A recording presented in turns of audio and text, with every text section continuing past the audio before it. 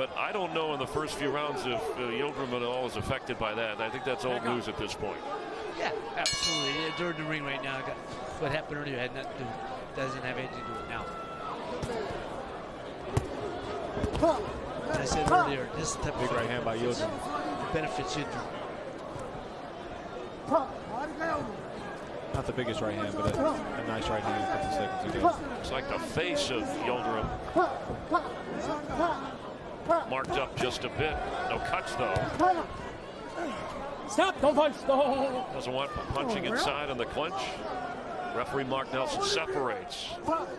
Dirrel said Yildrim would be physical, but I'll be physical in response.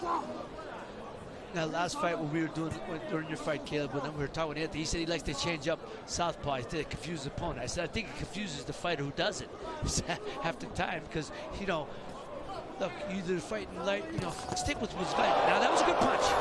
Good punches. Making it work for him thus far.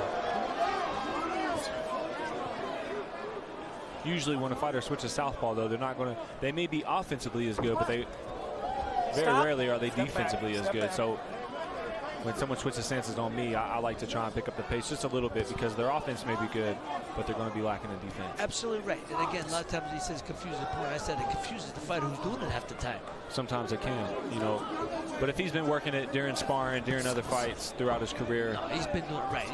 He's comfortable doing it. Now tonight, the corners are being told after each round how it's being scored. In other words, who's ahead, who's winning.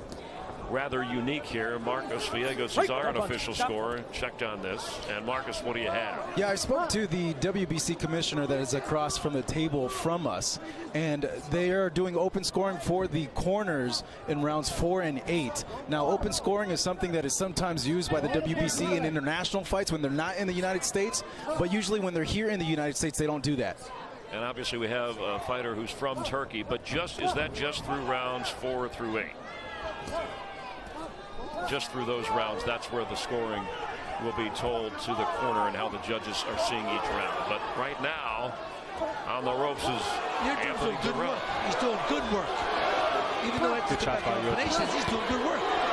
Both guys are doing good work. Anthony's answering back though. So. Yeah, he is. That's where you want to be. You got to get you back. As soon as you touch ropes, you got to spin off. Get out of there. A guy like you're too strong. You stand in front of him. And I know that your corner has its own view, but if you get the actual official word, that does make a difference in terms of. I'm not a fan of that. I'm not a fan of that.